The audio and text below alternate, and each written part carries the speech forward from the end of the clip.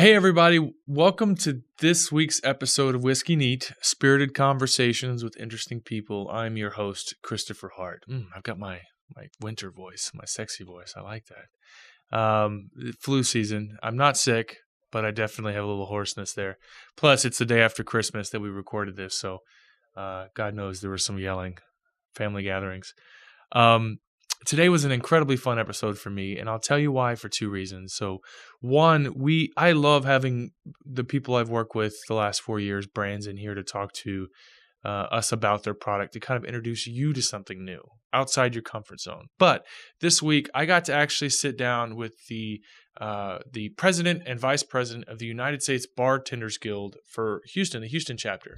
And I know what you're thinking. What is the United States Bartenders Guild? Well, the USBG is a national organization that's been around for a very long time. And in Houston, the chapter opened in 2011. Robby and Nathan are the president and vice president. They have I said cocktail famous a few times, not as an insult, but for anyone that works in this industry, you know exactly who Nathan and Robby is. They have helped be a part of and change the face of Houston when it comes to the culture, the drinking culture here in Houston, for the better. They have done magnificent and incredible things and have been a part of just the cocktail revolution that has been Houston over the past 5 or 6 years.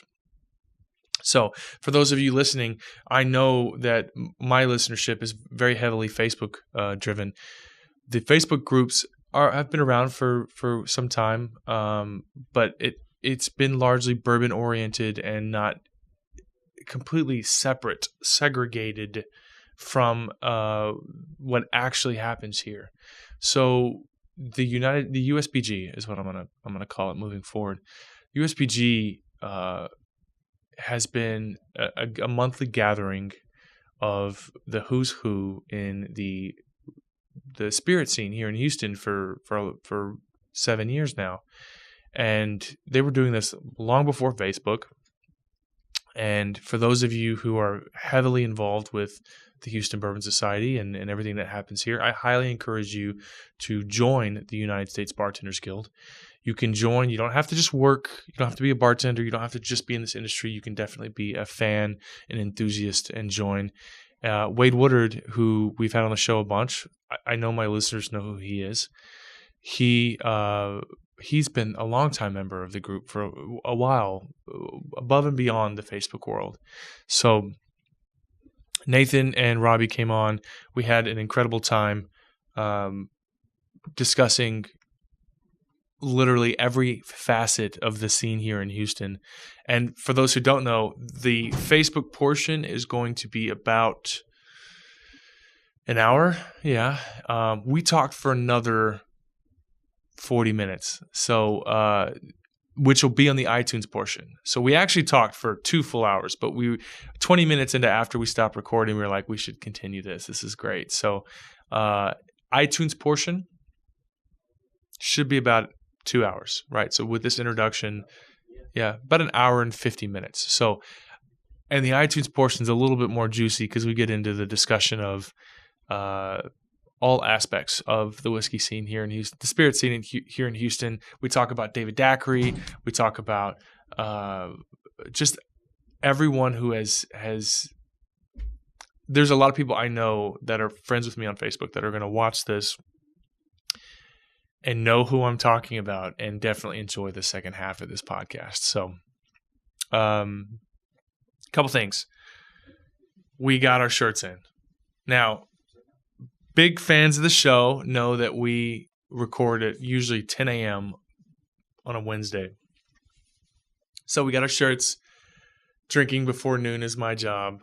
I wasn't 100% sold on that idea, but this is our first ode to the podcast. These shirts are available in all sizes up to a 3XL.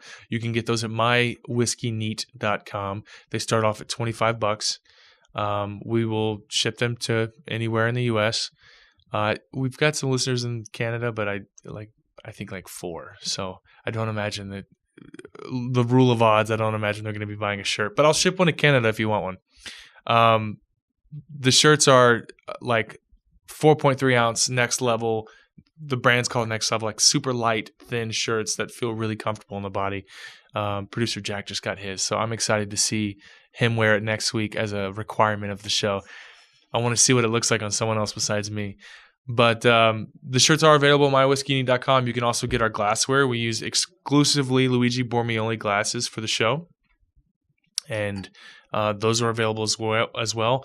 They're cheaper on my website than they're going to be on Amazon and directly from the manufacturer. So we have the cheapest place in the world to get these glasses are on our website at mywhiskeyneed.com. I think we charge $6 a glass. It's infinitely cheaper than anywhere else. So without further ado, Robby Cook and Nathan Reffell of the USBG Houston chapter. Cheers.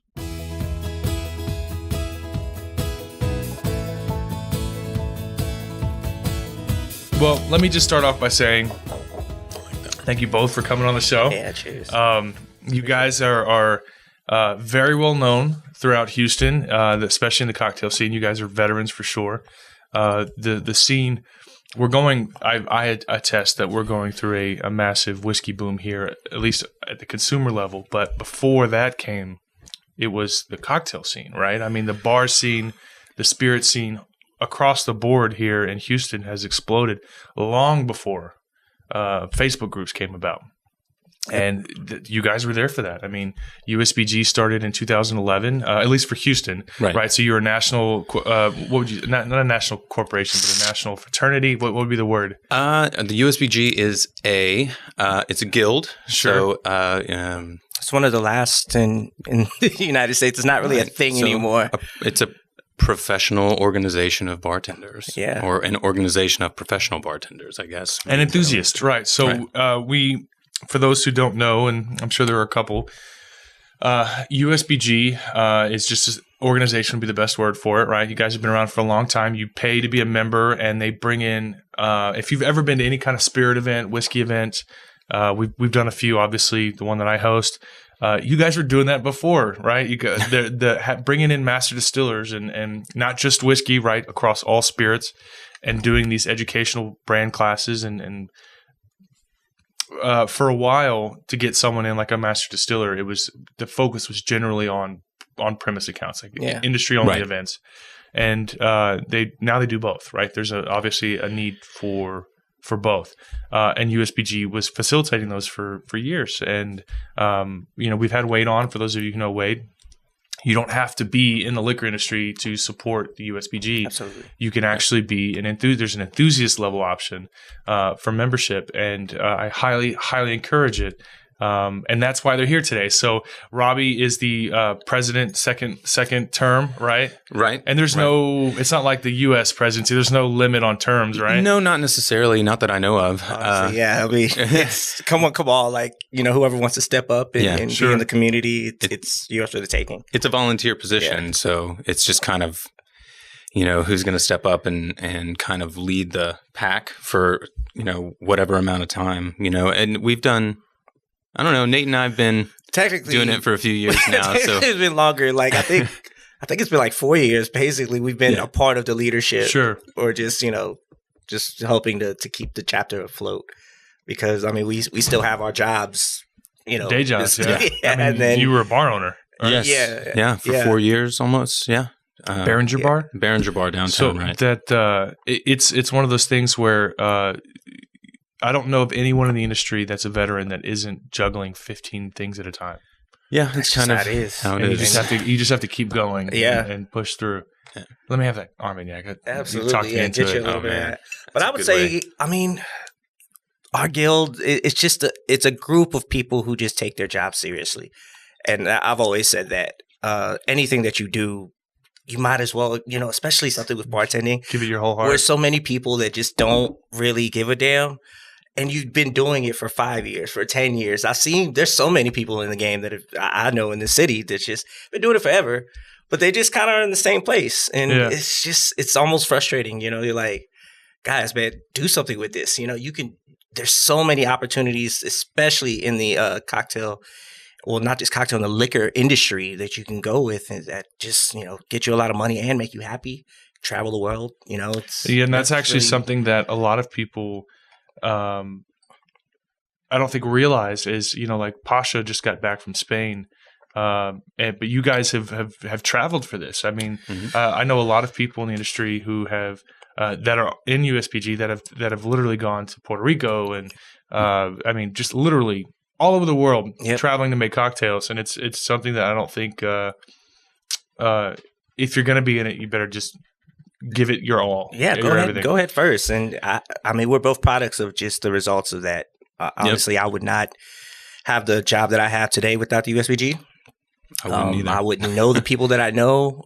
We wouldn't eat at the places that we eat every day. Like it's a charmed life, really. It's a tool. It's been just a crazy tool for Nate and myself because we've been able to, as nothing against being able to travel. If you can travel on your own to do distillery tours and go see that stuff, do it. But USBG is a tool also to break into that. And we've been able to, I've been able to go to Kentucky, Vegas for cocktail conferences and competitions. You went to Scotland.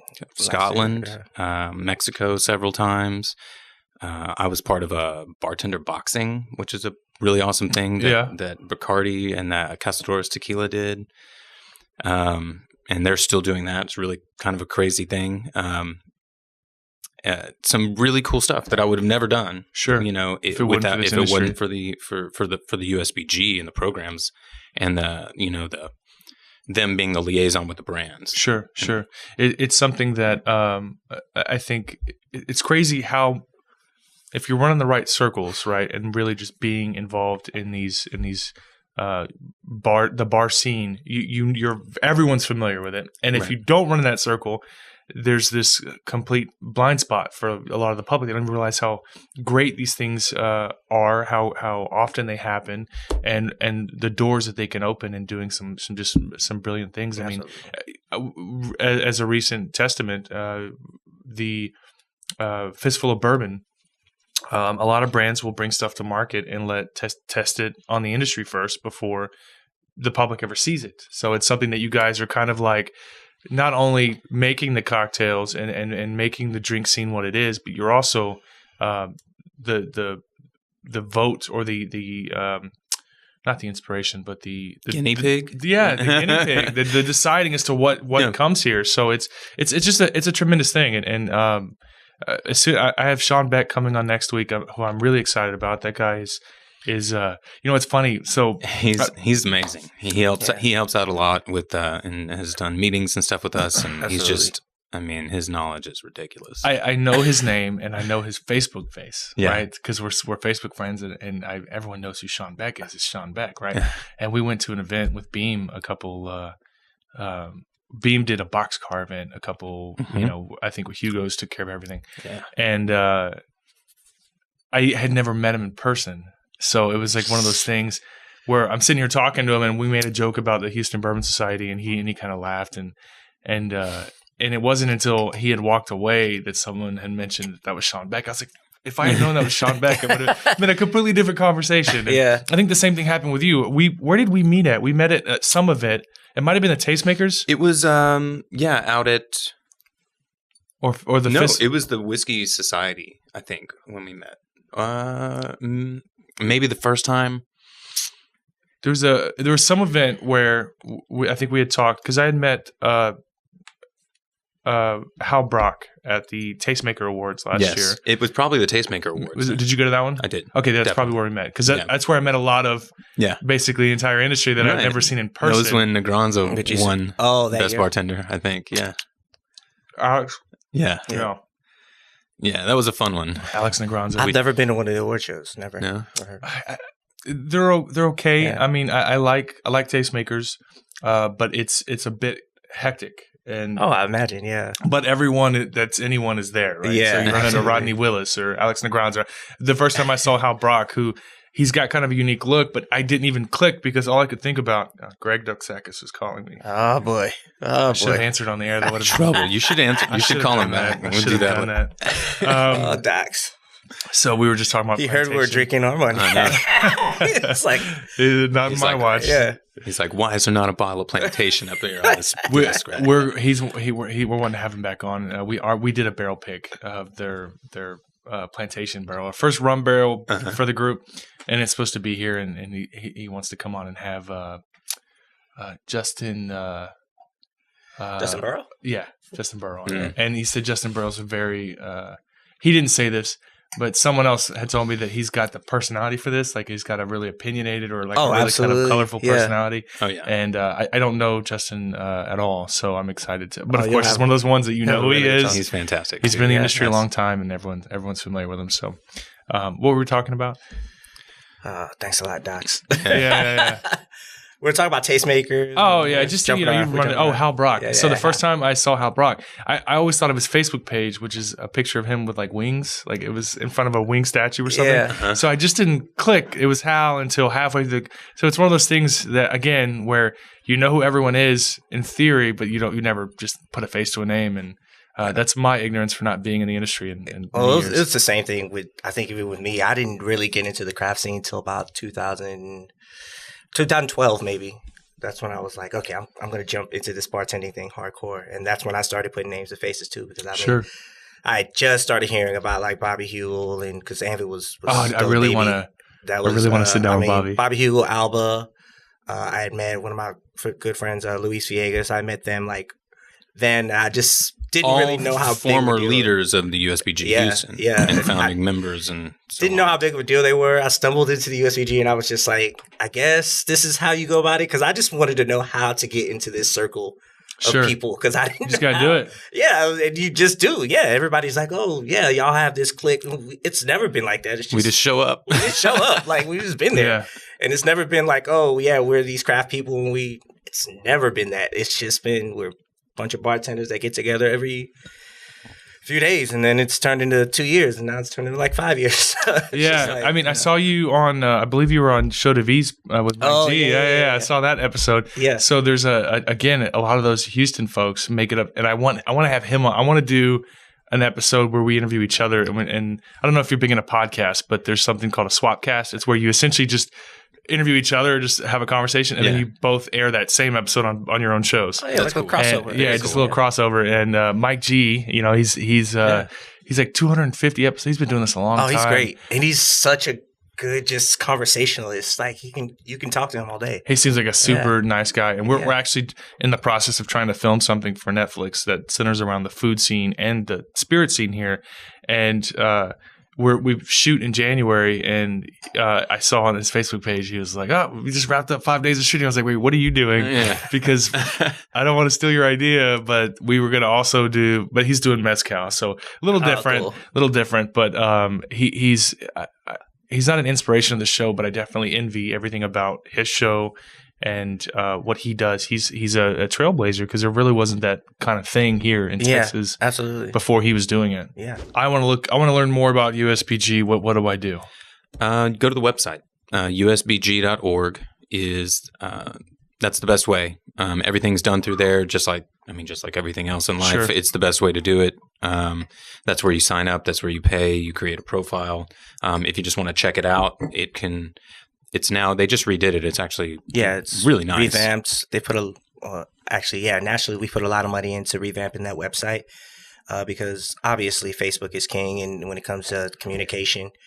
But that website it links over 50,000 bartenders together, and that's just nationally. Yeah, nationally. You can't put a price on that network, and having that at your fingertips, it's pretty amazing. So just having that in itself, to me, just that pays for itself. Right. That's how you get into any of those national programs like Wild Turkey Behind the Barrel, Patron Hacienda, World Class with Diageo. Like some of these, these are like national, very, very cool things that we try to push a lot of people to go into, because those are the ones that open those travel doors, and you start meeting these other bartenders from other cities, from LA, from New York, from Seattle, from Miami. And you guys do monthly meetings, basically at an on-premise account. somewhere in Houston, Right.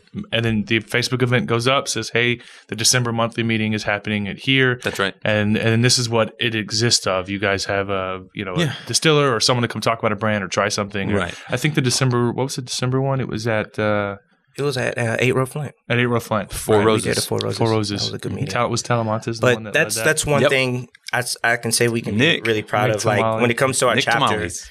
as sure as the sun, we always have a meeting. So that's something most of the community looks forward to. It's every Monday. It's as sure as the sun, the first Monday of every month for the most part, unless there's like a holiday or something, some type going of on. event. But I'm really proud that we were able to keep that going because most chapters struggle to have like a meeting, every month. But It's that's something everybody can count on. It's a weird dynamic in the industry. The turnover rate. There's always someone moving and growing and learning something new and going on to something bigger and better, while still trying to keep that anchor in a group like that is something that I don't think gets enough credit.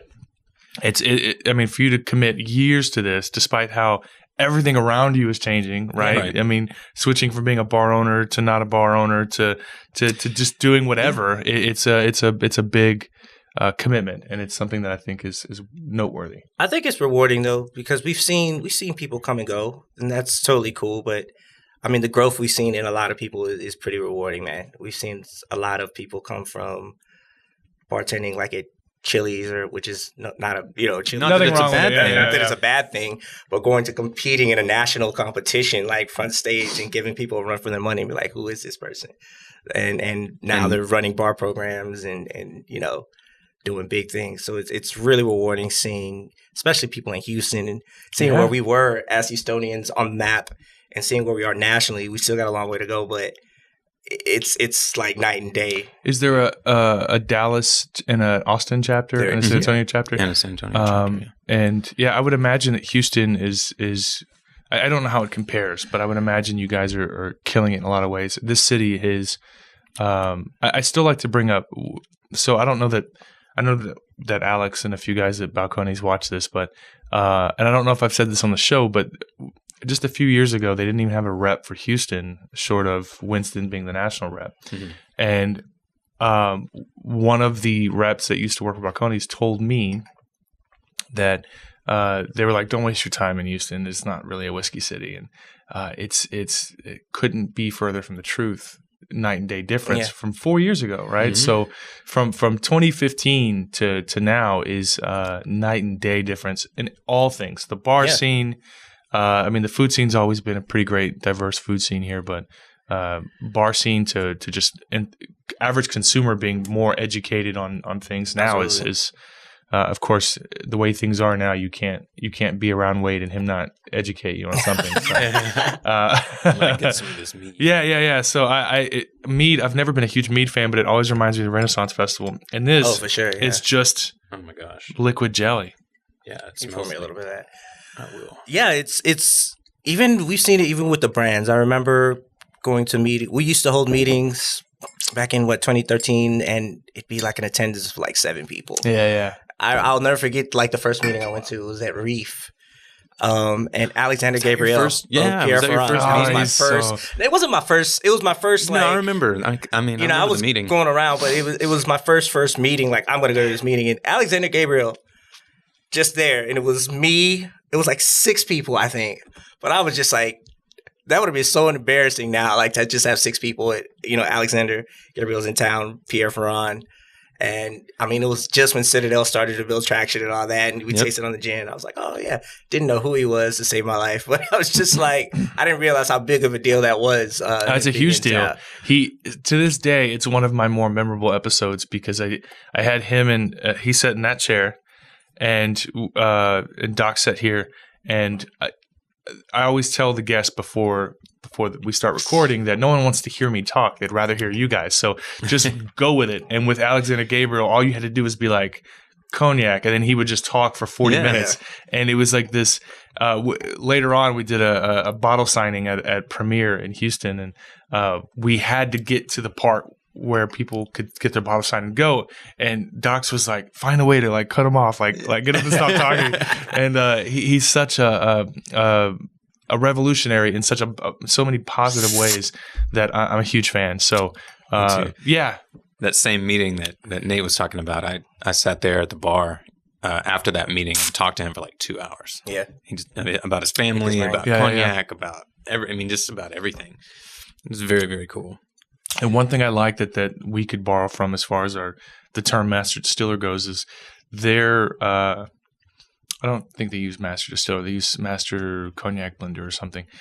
Their requirement, their rule of thumb is that you at least train for 20 years under another master. Yeah. So with us, you can just be a distiller or the head distiller and use the term master as interchangeable, but it's not. A lot of people don't give credit to that. So it's whatever. It's a strict guideline. Yeah, whatever. The like they eat, sleep, and breathe cognac, grapes, everything. So it's to pick their brain. It's pretty cool. What do you think of that peanut butter and jelly? That is literally literally peanut butter and jelly. It's insane, yeah. Yeah, so I don't know how many times a year they release it, but it normally sells out immediately. And the biggest problem that I have with mead in general is that everything gets sticky. Yeah. So especially with something called peanut butter and jelly. So if it drips down just even the side of the glass, that glass is ruined. And so are your fingers. Well, I'm glad we went into that early then, right? Yeah. Just be that's why you guys got 2 glasses in front of you. So cool. Spirits glass and then this will be a little wine glass. So I want to talk to you guys about. Backing up, you go to USBG.org. You can sign up to be a. There's several different options. If you're in the industry, there's one level of membership, and then if you're not in the industry and you just want to learn more and come to these things, you can do that as well. And then what's your? You said if you had like 7 people in 2011, what are we at now? There's usually we're a couple I've been to have been pretty a little over 100.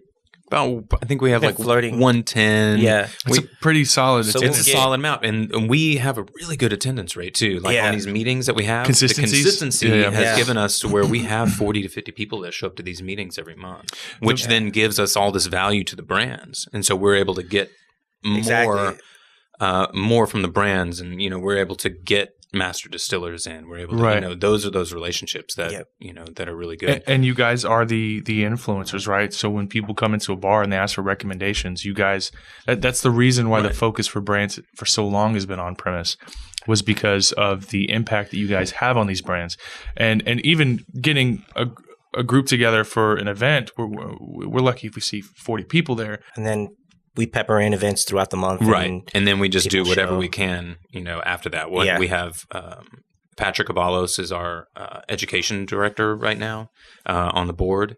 I don't know if you know him. I do not. He's totally great guy. He's a great guy. He's kind of up and coming. I'm going to call him up and coming, but he's been around. He runs the bar program at South Bank right now, but he also works with Justin Ware. Mm-hmm. I recognize that name.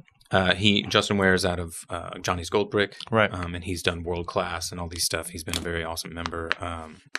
So they're working together and they're doing some catering stuff together and doing some offsite, cocktail catering.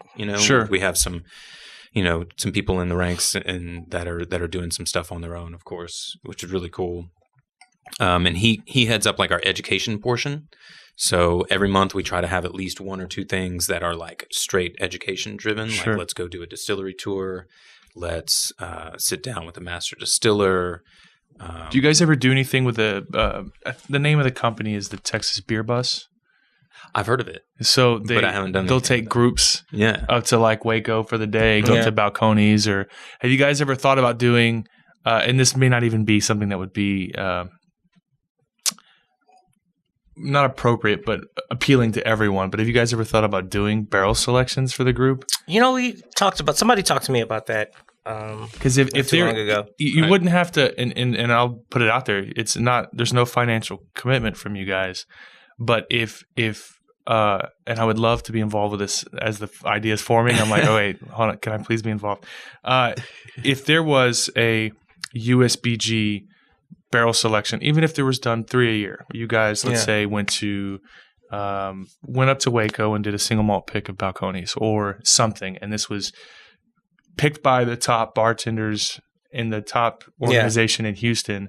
I have stores that we work with that would take the and then people could basically go, let's say anywhere in Houston, but even if it was through Specs, and we pitched it to Specs and said, hey, we've got this barrel that was picked by the who's who of cocktails and the industry here in Houston. Specs would pepper it throughout Houston, and you could find it on the shelf, and then it would be like a USBG. Talk about expanding your brand. That would be really cool. Great. So it would be a USB, and you could start off small and do like one per quarter or one per third of the year, one every 4 months. And if you picked it in January, it'd be here. But can you hear that on the? No. Let's say you pick it in January and it comes in sometime in April, the 4th month. Then you're talking maybe 150 bottles really of something special that was picked by and then your name would be on it. Yeah. It would be sitting on the shelf. People would say, who is USBG? I see the HBC picks and stuff like that. That's Morgan Weber and the consortium guys. Okay. Cool. The HBS picks we did 30 of them this year. So I didn't realize in the group I've had fun like going around town and like tasting the different. Yeah, and we get them in bars too. Yeah, and so having there's every bar that's worth going to in Houston has someone that is involved with USBG in some way, right? Absolutely. So if let's just say Anvil, Bobby Hugel's place, if they had a USBG pick on the wall, people say, well, what's USBG? Right. Look into it, and it's picked by the palates of Houston, right? Absolutely. So it's something that, and then of course if they're good picks, if they're really great picks, then you've got a following that'll develop and that'll always be there to pick out your barrels and to buy them from the store. So that means we got to pick some really good barrels. Yeah. Well, there's been a lot of pressure. It's a lot of pressure. There's been some hit or miss barrels, but it's one of those things that you go and Wade's talked about this, where Wade was part of I wouldn't say a secret organization, but it's definitely a very exclusive organization called 1789B that's out of Kentucky that would go pick these picks. They'd spend all day at, like, let's say, Wild Turkey with Eddie Russell. Yeah. And he goes, you spend all day there and you taste all these things and you pick the best of what you're tasting. And then 4 months later when it comes in and you compare it to what's already here, you're like, it's not as good as I remember it being. So there's going to be hit or miss options, but it's really it's not that hard, in my opinion, for even non-industry folks, even just enthusiasts, to pick something that's better than what's on the shelf. Absolutely. So Elijah Craig small batch versus Elijah Craig single barrel, it's not that hard to pick something fantastic. And Carrie something unique. Yeah, Carrie does it with Poison Girl all the time. They did a couple Elijah Craig picks. I think this is a phenomenal idea, by the way. I think the USBG, you get a handful of guys. I think it'd be fun. And we might even be able to make it a thing within the group to be on the picking team. Sure. We talk about once people are members, of course we have the meetings and we have other things, but it's always cool to do things to drive, member activity too, And that's one thing I do want to emphasize. Like, we're here for the community overall, and membership or not, I think what the important part is that everybody in the community is getting the most out of their careers and whatever they can do. So the reason we do have members is because we need funds to fund all the things that we do, all the fun stuff that we do. Like, it's not traveling for free. And absolutely. I mean, although we work with the brands a lot, and we are a nonprofit organization, we just, we want to make sure that basic things get taken care of for us. If we have funds in the bank, like we're throwing our holiday party on the 7th, like we have funds in the bank to actually fund that. Sure. So that's really what the membership is about. And I feel like any bartender worth their salt can see that, like, it pays for itself within the first month. We also, and we help out when members are. It's the fun part. I mean, when members are doing like Tampa Repeal Day, and going and doing volunteering for Tales of the Cocktail, being in the CAP program, like whatever we have going on, Portland Cocktail Week, we'll help people out and be like, hey, what do you need? You need help with your airfare? Yeah. You need help, because we want our members to be in these other cities, doing stuff, representing Houston. Right. So we've always encouraged that, and we'll help people out any way we can. That's a lot of fun. Even during Hurricane Harvey, we had a relief fund. I mean, I think it was countless bartenders, non-members, members. They all got grants. We had huge fund, national fund that gave out grants to people who lost Everything. or were out of work for a certain amount of time. I mean, I think they range from like $250 to like what, $1,500 or $2,000. $2,500 was $2,500 was the max. But you could get it multiple times. Exactly. And we sat on the board for like 6 months, and just like every week we would call in on Friday for an hour or two and go through who needed the help. Reading through applications and approving people. And it was. I mean, it's a beautiful tool. It really was. It has been on several levels. Many moons ago, I used to wait tables and bartend, and my mom used to own a bar growing up. It was one of the things I've always been involved with. It is not something I'm a huge fan of strictly because of the, like you said, immediate cash now. It makes it, when something comes up, it's like, oh crap, I didn't plan for this. Yeah. So it's something that it's so many good people in this industry that have obviously fallen in love with what it is, and it's hard to see when Hurricane Harvey comes and literally just. I mean, Chris Morris was working at, I think it was it Better Luck Tomorrow? They did a big thing. I remember right after Harvey, there was some event held where they. He was doing Bacardi. Yes. Was he doing Bacardi or Bombay? Around that time, there was some event that was right after Harvey that was everyone's tips went to hurricane relief. It was like there's so many good people who sacrifice so much just because it's something that they love, and it's great. Remember. Okay, so this is a cool story because he had done Bombay. He went to London during the hurricane, and he couldn't come back. Oh, that's what it was. Flights. Yeah. And so he was stranded in Dallas. Yeah, he was stranded in Dallas, and that's really like the power of this network. So he ended up, I think, organizing a pop-up to benefit like Harvey during the hurricane, while the hurricane was still going on, which is, I thought was really cool. But that's just like a testament to the network we have, man. Like, it's just like, man, who can do that? Oh yeah, I'm trapped in Dallas. Let me organize this shift. Cool. USBG Dallas. Oh, yeah. I was in Portland Cocktail Week with this dude from Dallas. Let's call him. I'll hit him up on Facebook. And sure. The next thing you know, you got a couch to stay on, and you've got a shift tomorrow night. Yeah. In Dallas. It's pretty interesting how it can work out like that. Absolutely. Sometimes. How it all comes together. Yeah. Let me get that rum JM. Oh yeah. So I didn't even know they did picks, but apparently this is what's great about NASA Liquor in Clear Lake. I gotta get out there because I hear all these things about NASA Liquor. Who would you say is a cocktail bar that like got in early, that was like, or whiskey bar, whatever bar? What bar in Houston was making an impact? Would you give it to Anvil? Would you give it to Reserve 101? What was like an early pioneer of the Houston scene? Yeah, I mean, Reserve 101 does whiskey, and they were unapologetic for it. So sure. I can give them that. While Anvil just does everything, the whole the program, cocktails, the spirits. Terry's a beast. Poison Girl has a lot of whiskeys too, a lot of bourbons. I wouldn't say that's probably, but it's just one of those places. Yeah, it's just one of those places. I love that place. Wow, really it's such a refreshing selection of bourbon there. Like, there's zero pretense and pinball. Yeah. They give. I mean, it's literally just. Someone called it I think a beer in a shop bar, and I was like, no. I mean, it is to a lot of people. Yeah.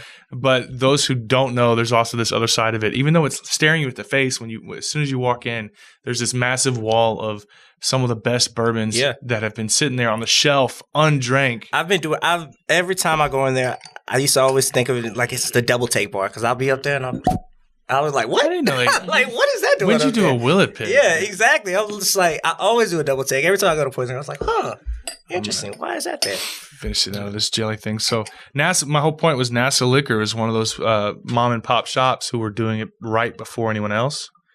And they've got this incredible selection.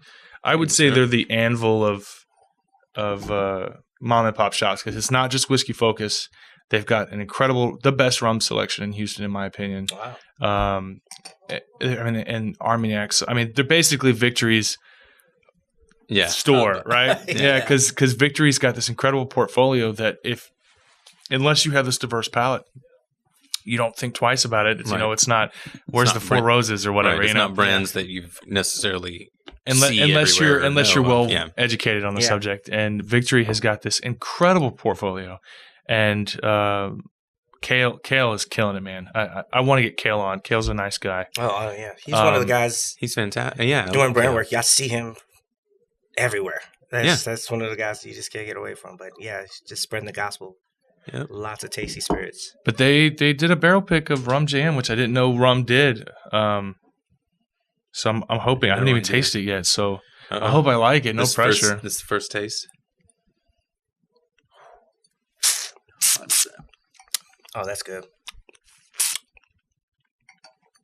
American oak, single barrel rum, agricole. Really soft, grassy finish. Very grassy. I love me some agricole, man. I love it.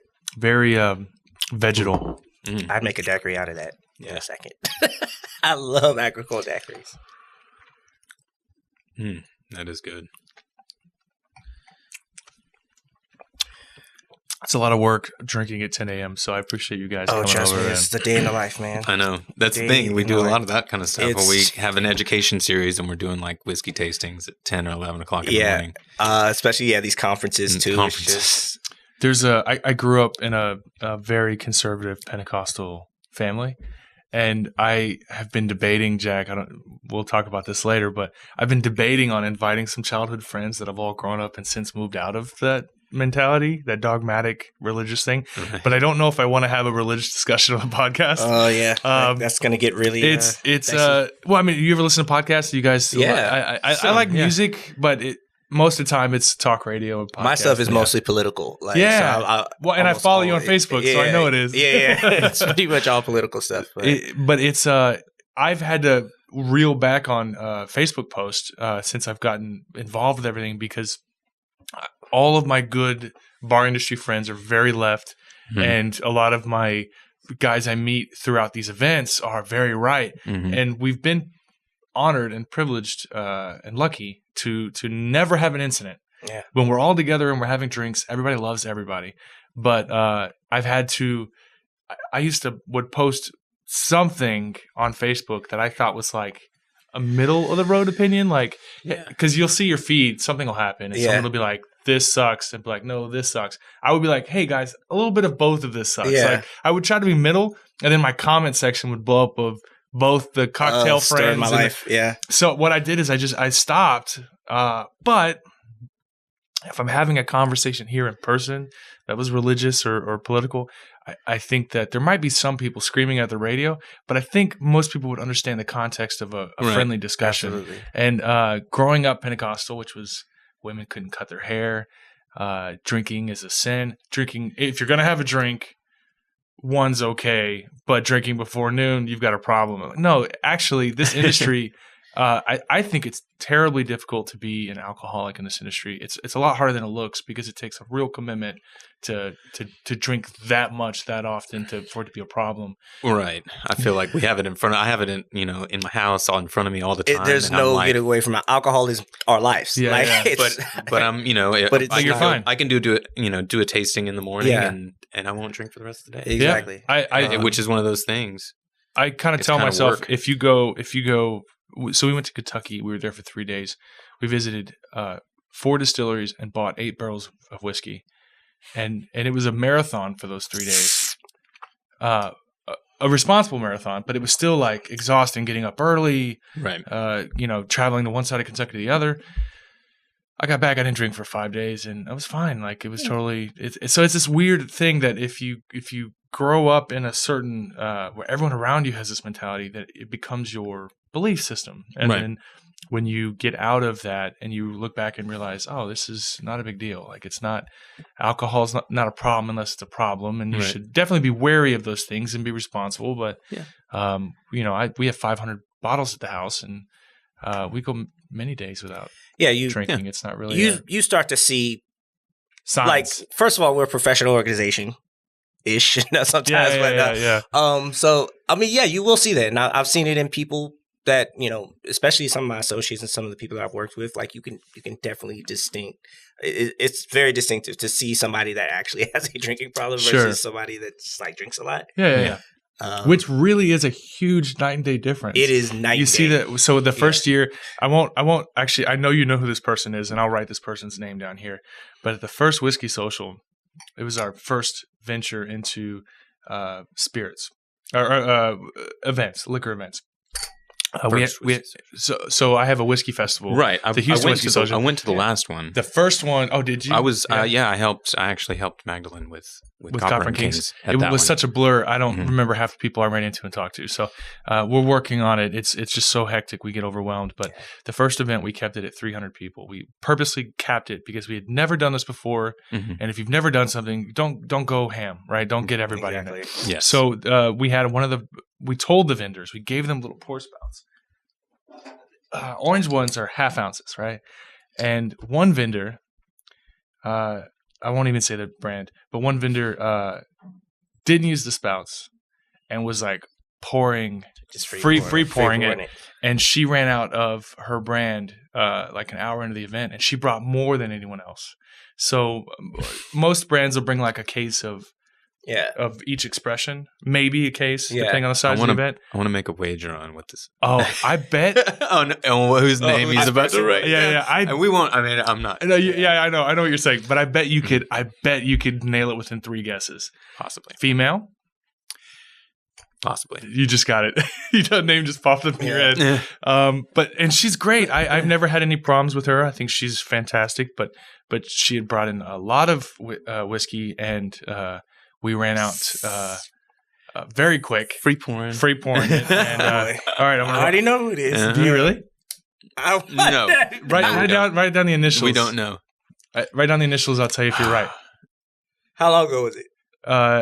It was 2016, and it was a whiskey brand. It wasn't her then. Let me see. No, that's not it. It wasn't her. Oh, are you sure? Oh. Are you sure that last letter is the last? That's it. Oh God, that's it. Yeah. Yep. Just so we're clear. Okay. Yeah. Alrighty. I was like, this is 2 or 3 people. But that, I mean, we also, whatever. I mean, we're all bartenders. Sure. When it comes down to it, we all do drink, and when we throw a party, it's pretty ridiculous. It's a party. Yeah. I'm telling you, the thing that we're about to do on the 7th. It's our members. Members only? Yeah, well, it's pretty much. Our members get a +1, but basically members only. It's going to be a bartender prom. We're doing it prom themed. A prom thing? Yeah, like we're doing the dresses too? Yeah. That's awesome. We're going to dress up. We're going to have the cheesy prom you photos. Should. I would tweak it to homecoming just so people can wear mums again. Mm-hmm. Everybody should have a corsage and a mum. It's a bunch of 30-somethings looking at. Yeah. We're just, and we'll have this party, and we'll probably have an after party. Yeah. It's going to be a lot of fun. It's gonna be cool. This industry is fascinating, and like I said, I love. I've never had the only problem I did, and I've told the story on the air before. I had one run in that was really because of my ignorance, and it was with Alba. I didn't know who she was, and she didn't like that I didn't know who she was. The first event, I tried to give away free tickets to all the iconic bars in Houston, and I think Julep is definitely up there with some of the more. If you were to list the top 10 whiskey bars in Houston, I think Julep is up there. Oh, for sure. And I called, and I always play the role when I talk to people of unassuming. Like, I don't want to assume anything. And I was like, she answered the phone. I was like, I'm looking to speak to the owner, and she didn't like the fact that I didn't know who she was. So she did not accept my free tickets to the Whiskey Social. But other than that, there hasn't been the city is phenomenal, and I think everyone in it. I really want to sit down with Bobby Hugel because he seems to be an incredibly intricate and layered individual. And I don't know anything. That's a fantastic. Man, you want to talk about evolution? He's evolved into this beast. From what I hear, and it's crazy where anywhere anywhere you travel in the country, anywhere that we've traveled in our circles in the country, people always ask about him. I mean, he's done an amazing job. He was featured in something nationally recently. Mm-hmm. There was some magazine that was in Alba too. Alba's got a book. She's done a lot. He helped open Julep, and I've known Alba for a long time. But even before that, Alba was just I think I met her when she was bartending at Reef. Maybe I think Block 7 was when I actually opened, maybe, and then Grand Price. She was at Grand Price for a bit too. That's right. That's what I think I actually started seeing. There's all of these people who and which is a testament to how the city's evolved, where they were bartenders. They were just guys who, I say guys, non-gender specific, guys or girls who just love this industry so much, and the work that they've gone on to open the most iconic places in Houston that have continued to shape the scene completely. Which is not, I don't know how common it is, but it doesn't feel common. It seems very rare and special. I mean, it's very organic for us, just to see people. Some people will come from out of town and they're just like starstruck, and they're just like, "Oh yeah, we're in Danville, and that's Bobby." And so that's just like, Richard Seal. Sorry, go ahead. I was gonna no, go ahead about Bobby. So Richard Seal had posted something. He took offense to something Alexander Gabriel had said in an episode in an interview about plantation rum, and Richard Seal, I guess, had kind of put him on blast on social media, and Bobby jumped in. And it's so when you're dealing with celebrities in the world like Eddie Russell or something, if he posts something political, I don't know that I'd have the guts to correct him, to say something. Yeah. And Bobby Hugel, respectfully but directly, put Richard Seal in his place. And I thought, God, like I wouldn't have the guts to say something to Richard Seal, Foursquare. Yeah. And Bobby. I'm utterly fascinated with him. So I do plan to get to sit him down. He'll keep you honest. And he keeps him honest. He will keep you honest, and that's one thing I'll respect the hell out of Bobby and Alba for is their honesty, and that's something that's very refreshing and almost rare now. All that being said, I would love to have. So we get brands. I really am excited to try this.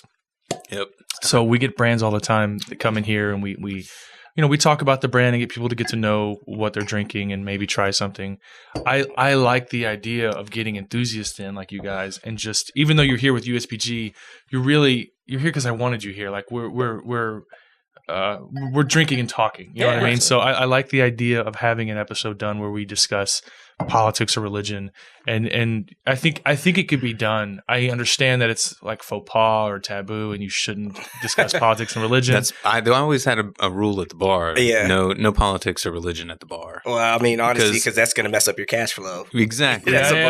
Picking a side cuts out half of your revenue. Exactly. So I guess that's usually my general approach. I've had to learn that the hard way working for a brand too, because I'm a very opinionated person. The brand thing is that's one of the downsides. Sorry.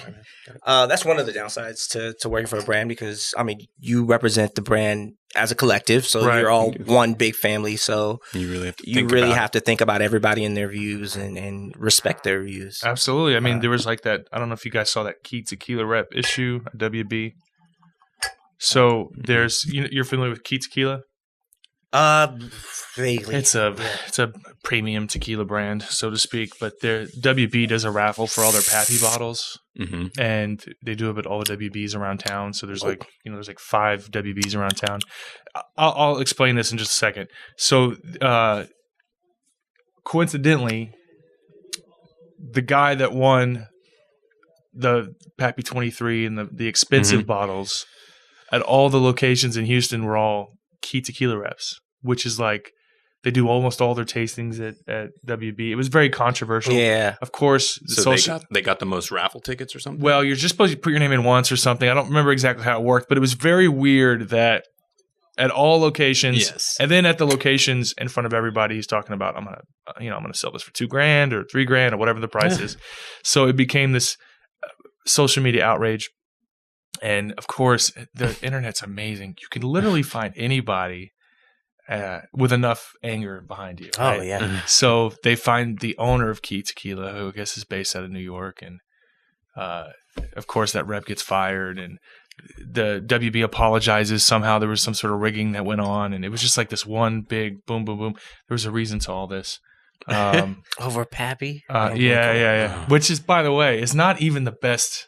Oh, it's about being a rep for a brand and how it can affect your life. Yeah. So your behavior is very held accountable nowadays. Oh yeah, especially on social media. Especially on social media. I've gotten a couple talking tos. Like, I mean, you just have to learn. Settle down, Nate. Yeah, I mean, because you go from being a bartender, you can say whatever the hell you want, I wake up and I'm like, oh, I can see what I'm, and then you like work for a major company and you're like, oh, yeah, and people are watching me like hardcore, like hard. There's I know it's gotten to the point that I know a lot of reps in town have fake alternate Facebook accounts just so they could do. But their then thing even us being on the board politics. with the USBG, I mean, to an extent, we have to exhausting. Kind of have it's a lot of work just to be angry.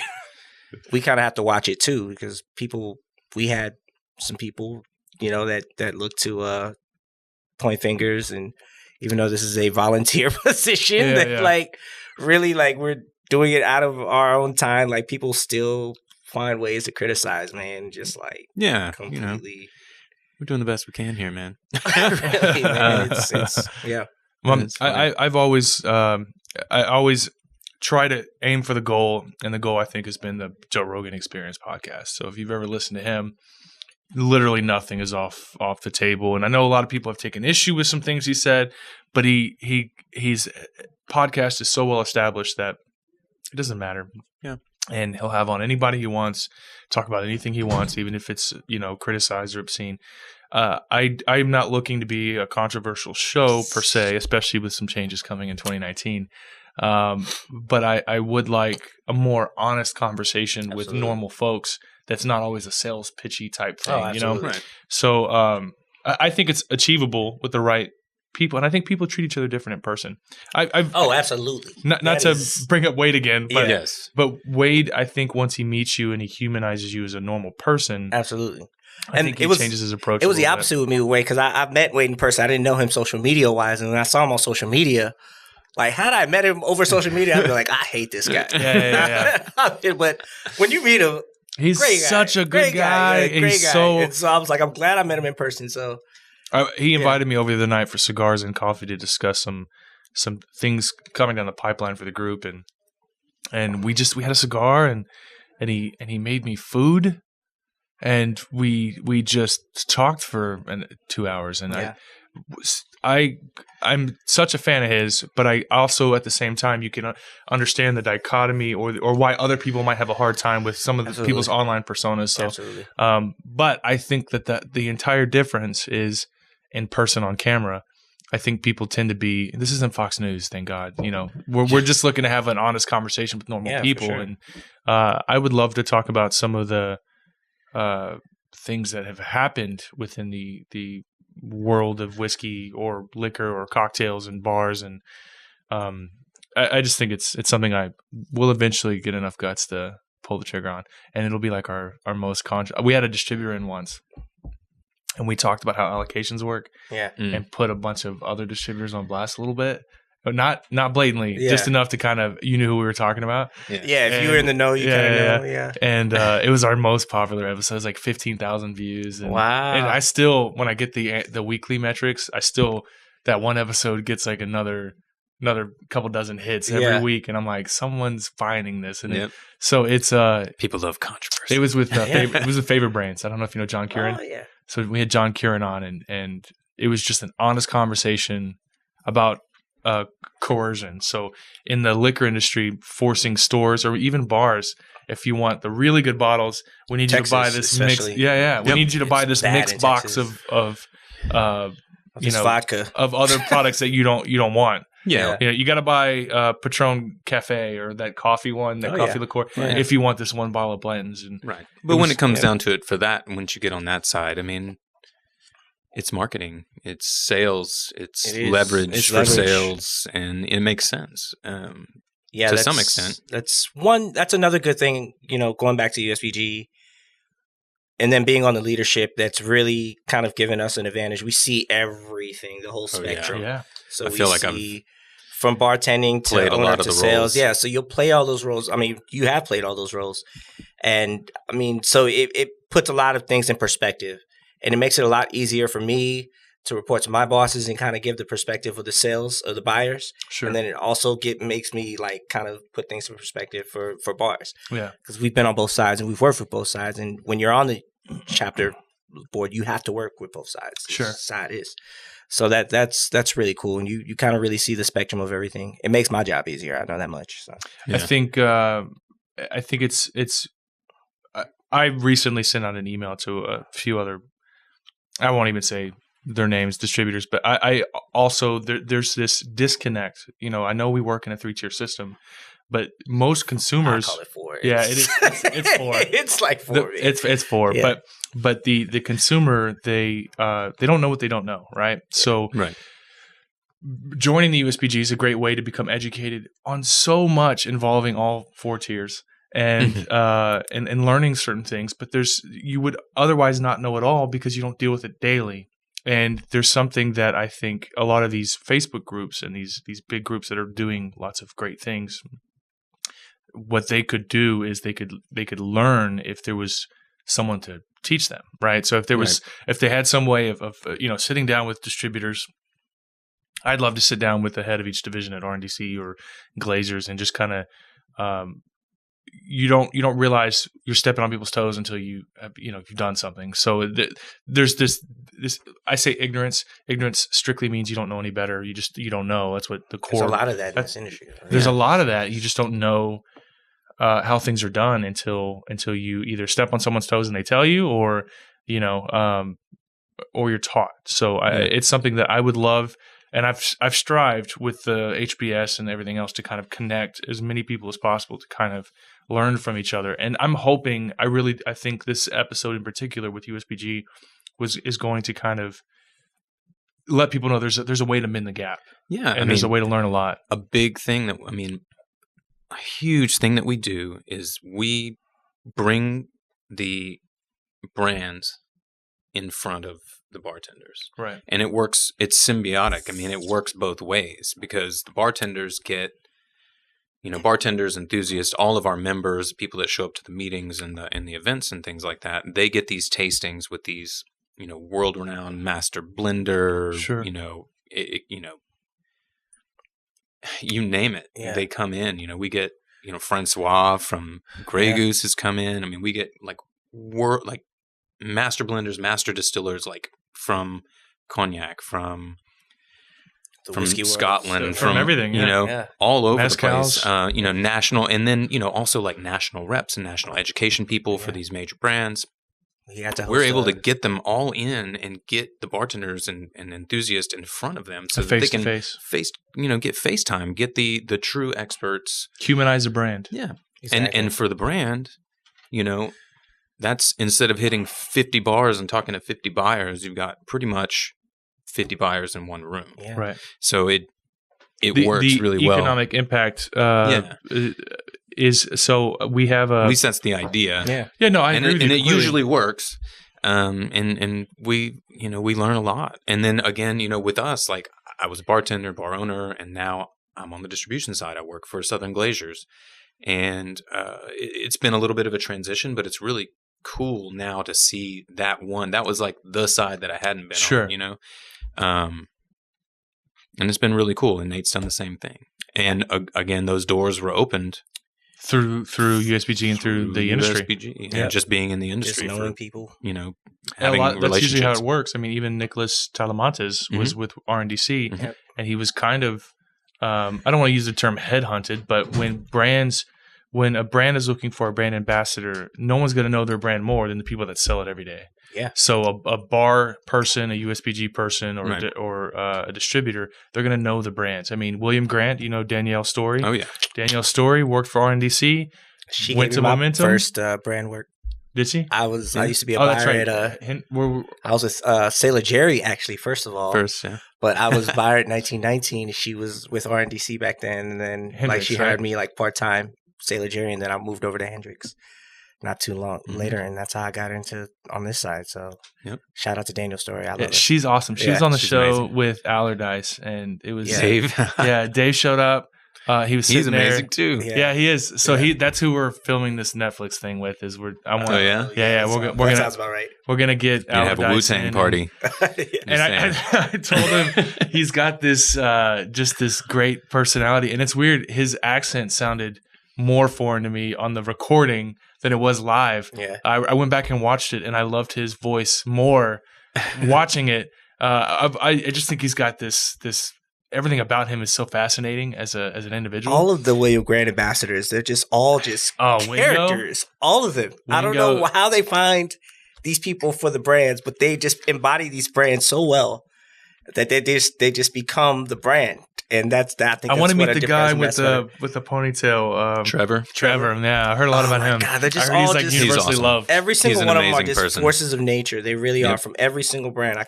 He's one of the best. Close my eyes and think of the ambassador that, for that brand. And that's really what a brand ambassador is, I would say. But God, William Grant just, I have to give a shout out. Yeah, They just do such a great job. to take your job and like embody your like his personality and the brand just seem like they were meant to be together. That's actually but that's his work, So are you familiar with the kind of like I don't know how to describe this, but the experimental series like with Fire and Cane or with the IPA one, they do like these kind of like kind of hip commercials that have like the paint. It's very Allardyce-esque. Yeah. So if you look up, and I'll look it up now, so it's not as foreign, but Allardyce kind of fits the Fire and Cane hipness. He's he's very hip hop. And let me see here. And I want to like record an episode where we go someplace and we make a meal. And we build the meal around the whiskey, and then like Fire and Cane, the single malt peated Scotch from rum barrels, turn that into like an awesome meal at some maybe Hugo's or just a place that can really form a meal around it, you know, and then just sit and eat and drink and enjoy each other for however long it takes. But so Fire and Cane uses like these very hip, very hip graphics, and I want to. It just to me, Allardyce, and it's like it's like he came up with it. Yep. Yeah, those guys are good, fantastic. Man. They're good. Love that crew. So we've got we're running out of time. So let's wrap up. There was one. Oh, we got 2 minutes, or we should cut it. Just 2 minutes. Let me just talk about New Riff real quick. So New Riff OKI. Are you familiar with OKI? OKI was a sourced MGP bourbon that they did for years, but they ran out of stock, and so they started making their own. It wasn't distributed in Texas, unfortunately, but they started making their own, and they play music in the barrels to kind of And it's 4-year-old bourbon. It's really Kentucky. It tastes like bourbon. Like every time Texas makes a 2-year-old bourbon, it's like it kind of tastes like gasoline. Yeah.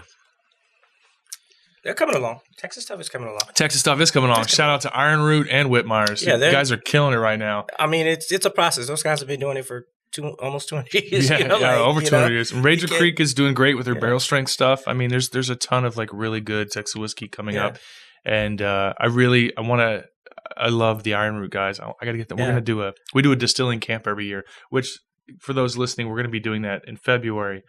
Or March. We're doing it in March, but we basically take a group up to the distillery in Denison, Texas.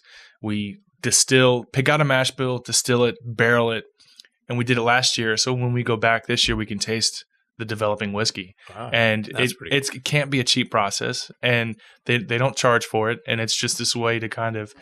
Iron Root is the most hospitable, family oriented, fun distillery in Texas right now. I'm really excited about what they've got coming out. That's really cool. Anyways, without going too much further, you guys, thanks so much for coming on the show. Hey, appreciate it. I really enjoyed it. I can't wait to get Sean back in here and talk trash about you guys next week. Okay, awesome. But you guys can go to USBG.org, sign up there. I definitely highly encourage it. Come to these meetings. First Monday of every month. Everybody's welcome. Anybody, whatever skill set of bartender, if you're an enthusiast, if you just like drinking booze on a Monday at 11 or 12 in the afternoon, come by.